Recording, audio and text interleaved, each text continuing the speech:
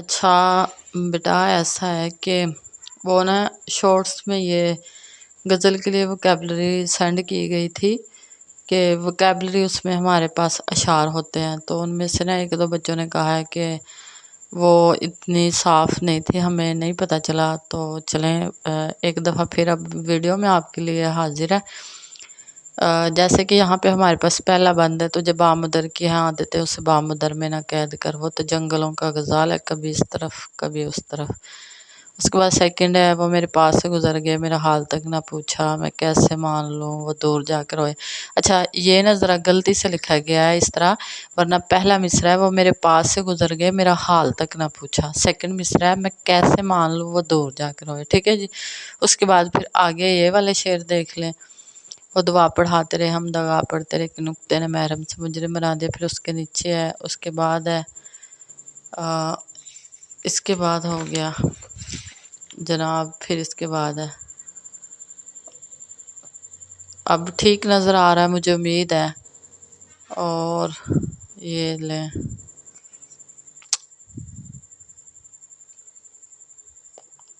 تو نے کہا تھا نا کہ میں کشتی پہ بوجھ ہوں، اس پیج پہ یہ والا شعر آخری ہے۔ آنکھوں کو اب نہ ڈھانپ، مجھے ڈوبتا بھی دیکھ، نیچے وہ درستی کر دی گئی ہے، ٹھیک ہے جی۔ اس کے بعد نیکسٹ پیج ہے،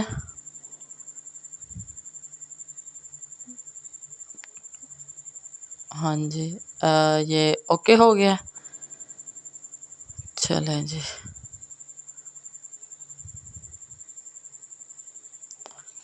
اس کے بعد بیٹا یہ دیکھیں، جیسے اس میں نا ہمارے پاس پہلا شعر ہے نا، تجھے بامدر کی ہاں عادت ہے اسے بامدر میں نہ قید کر۔ یہ نا کچھ بچوں کو نا سمجھ نہیں آ رہا تھا، بامدر کی وجہ سے نہیں تھا آ رہا۔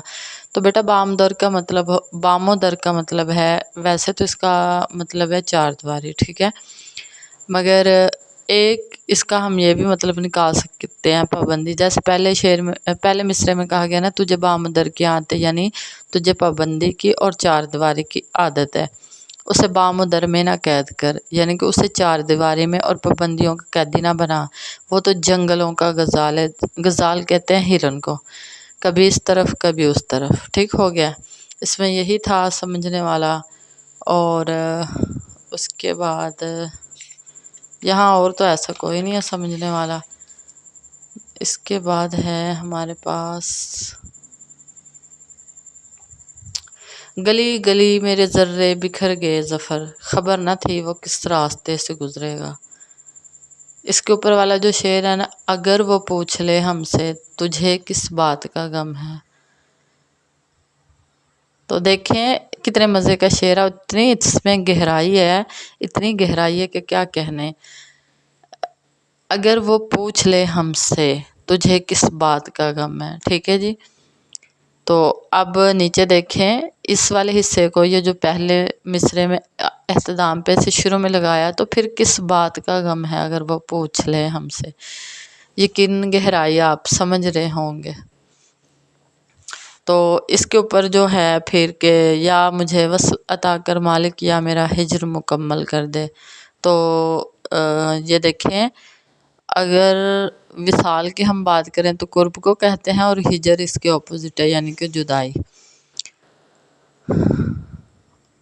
پھر یہ والا شعر ان لوگوں کے لیے جو بیچارے نا موشن لیس ہوتے ہیں، یعنی نہ ہمیں پتہ چل رہا ہے یہ بیچارے خوش ہیں، نہ پتہ چلتا ہے کہ انہیں ہماری بات اچھی لگی نہ بری، اور دوسروں کی نظر میں نا وہ بڑے ڈیسنٹ ہوتے ہیں۔ بھئی بندہ ہنسنے کی بات پہ ہنسے، کوئی ایکسپریشن تو دے، جیسے کہ ایکسپریشن، یہ کتنا ایکسپریشن کامیاب ہے کہ جب ہم کسی کو ایسے ہی بس دیکھ لیتے ہیں مگر ہمارے لبوں پہ ہنسی ہے تو ہم اسے کمفرٹ زون میں کر دیتے ہیں، اور اگر اس کے برعکس ہمارے لبوں پہ ہنسی نہ ہو، ہمارے چہرے پہ پتہ نہیں غصے والے عجیب سے تاثرات ہوں، تو پھر اگلا بندہ یقیناً کمفرٹ زون میں نہیں ہے۔ تو یہ تو ہوگی نا ان کی بات جو کوئی نہ کوئی تاثر تو دیتے ہیں، یہاں پہ ہم ان کی بات کر رہے ہیں جو کوئی بھی تاثر پیش نہیں کرتے، ان کے لیے نہ آنکھوں میں آنسو نہ لب پہ ہنسی ہے، تیری زندگی بھی کوئی زندگی ہے، یعنی مجھے وہ لوگ بور لگتے ہیں بس، اور کچھ بھی نہیں ہے۔ اس کے بعد وہ فاصلہ تھا دعا اور مستجابی میں، فاصلہ تو آپ کو سمجھ آ جاتا ہے، دعا اور مستجابی میں، مستجاب جیسے برائے حاجت حاجات نہیں ہوتی، حاجت یعنی کہ ضرورت، اسی کے معنوں میں ہے۔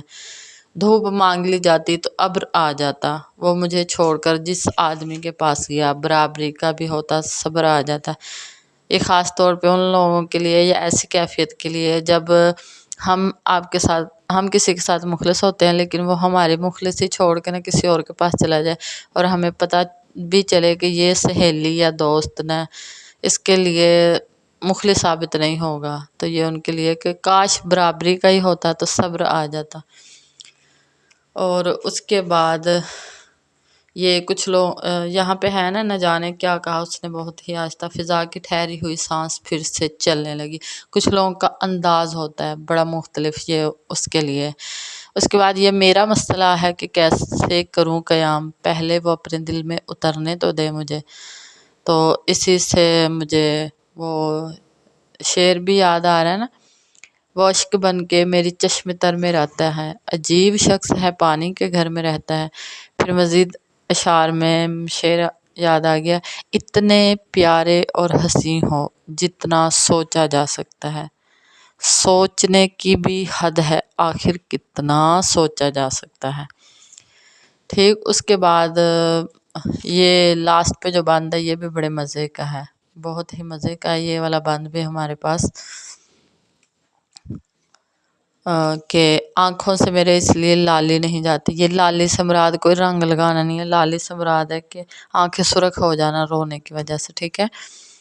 تو کہہ رہا ہے کہ آنکھوں سے میرے اس لیے لالی نہیں جاتی، یادوں سے کوئی رات جو خالی نہیں جاتی، مانگے اگر جاں بھی تو ہنس کے دے دیں، ہنس کے تجھے دے دیں، تیری تو کوئی بات بھی ٹالی نہیں جاتی۔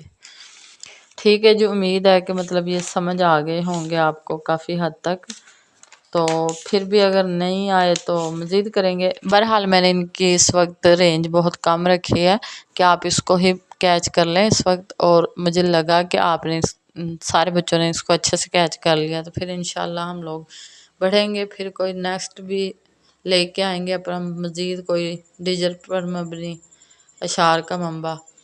تو فی الوقت کے لیے یہی ہیں، انہیں بہت اچھے سے دیکھ لیجئے گا، یاد کر لیجئے گا۔ اللہ نگہبان۔